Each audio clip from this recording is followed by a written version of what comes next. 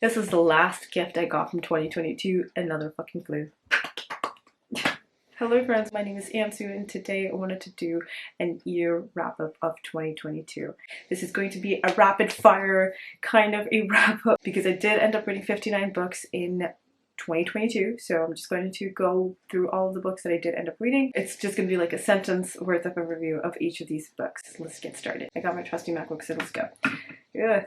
The Lucky Ones by Kirsten Modglin. 5 survivors from a mass killing that happened about a decade ago are being hunted now. It is a quick psychological thriller and I give it 3 stars. Josh and Gemma Make a Baby by Sarah Reddy. Gemma basically wants a baby daddy through a surrogate and she chooses a childhood friend of her brother's in romance ensues. I gave this a 3 stars. People Next Door by Carrie Beavis. It is a suspenseful psychological thriller about the neighbors that seem very odd and some scary secrets kind of unravel. I gave this 4 stars. The Spanish Love Deception by Elena Armas. A fake romance starts between the main characters and it is between a successful woman and her really tall co-worker for attending a wedding where her ex-fiance is going to show up, and I personally absolutely despise this. I gave this 1.5 stars. Jade Fire Gold by June C.L. Tan. It is a YA fantasy about a lost heir and another orphan who starts their adventure together to reclaim the throne, and this kind of dragged a little bit for me and I give this 3 stars. Saga volumes 7 through 9 by Brian K. Vaughan. This is an intergalactical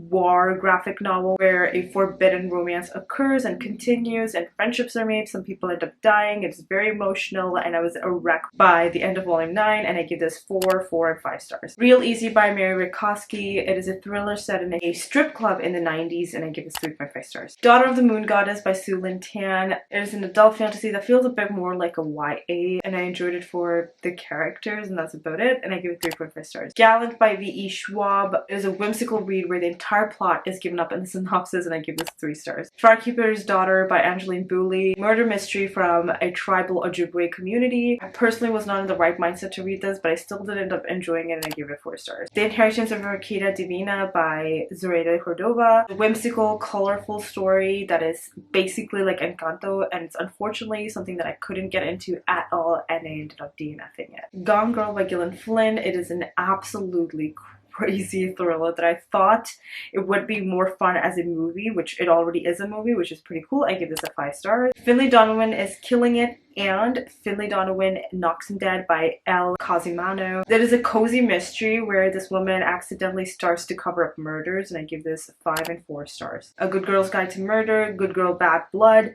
As Good as Dead, all by Holly Jackson, and it is basically a murder mystery where the main character finds out what happened to the murdered schoolgirl in that community, and this really started off very strong and I gave it like a 5 stars in the beginning and it ended up going down by each installment, so it was 5, 4, and 3 stars for me.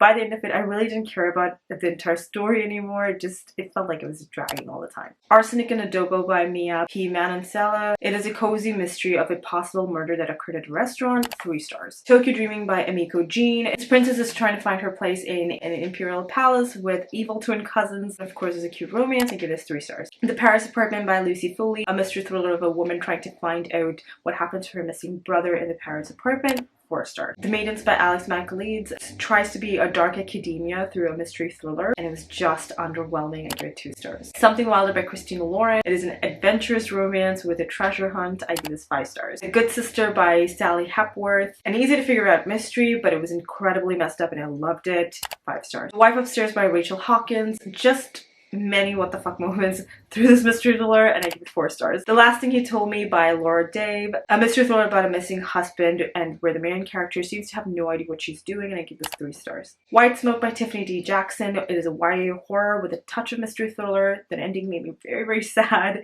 and I give it 4 stars. Book Lovers by Emily Henry. A romance between kind of enemies to lovers, sort of, and I give this a 5 stars. I really adored it. Counterfeit by Kirsten Chen. It is a mystery crime thriller about a woman who got into counterfeiting products and we're trying to figure out how she got into the business and whatnot.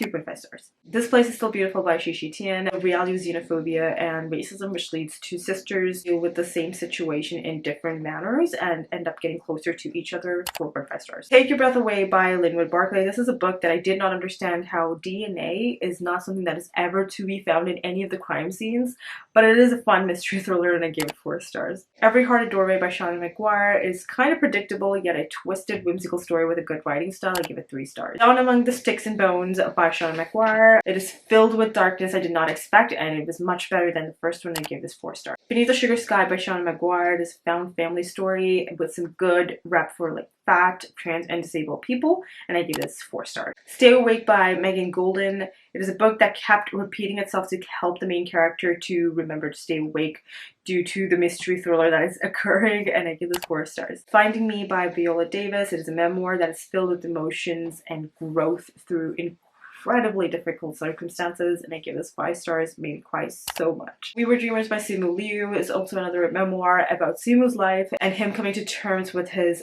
family and how they were built. I gave this 4.5 stars. I really adored it. It also made me cry a lot. The Chandler Legacies by Abdi Nazamian. A dark take on the issues that occur in college and school dorms with a wide range of POC and queer characters. I give this 3 stars. Our Violent Ends by Chloe Gong. An end to a duology that was bit underwhelming, although the political intrigue and the romance kept me on my toes, and I give this 3.5 stars. Babel by R.F. Kuang. I have no words. This is absolutely perfection. It goes through an alternate history fantasy with the evils of colonialism with a cast of incredible students of color. 5 stars. Sea of Tranquility by Emily St. John Mandel, a sci-fi that explores multiple timelines, and the soul of the book is in the writing style. I give this 3 stars. The Prisoner by B.A. Paris. The main character gets kidnapped and the entire story just explains why she got kidnapped in the first place.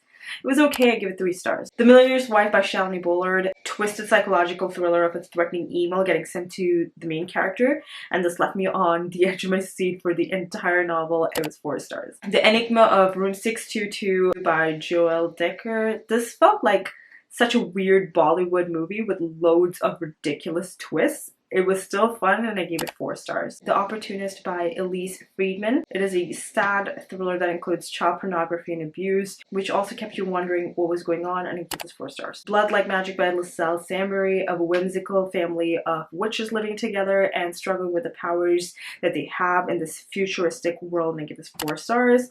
Blood Like Fate by Lascelle Sambury. The aftermath of the consequences of the actions that the main character took in the first book gets explored in this one, and it did not have a consistent pacing, which was my only gripe with it, and I give it 4 stars. The Woman in the Window by AJ Finn. A woman in the window is spying on her neighbors, and she comes to know the shocking truth of what happened behind closed doors. It is very twisted. I give it 4 stars. The Weight of Blood by Tiffany D. Jackson. Another YA horror thriller with a different take on Carrie by Stephen King.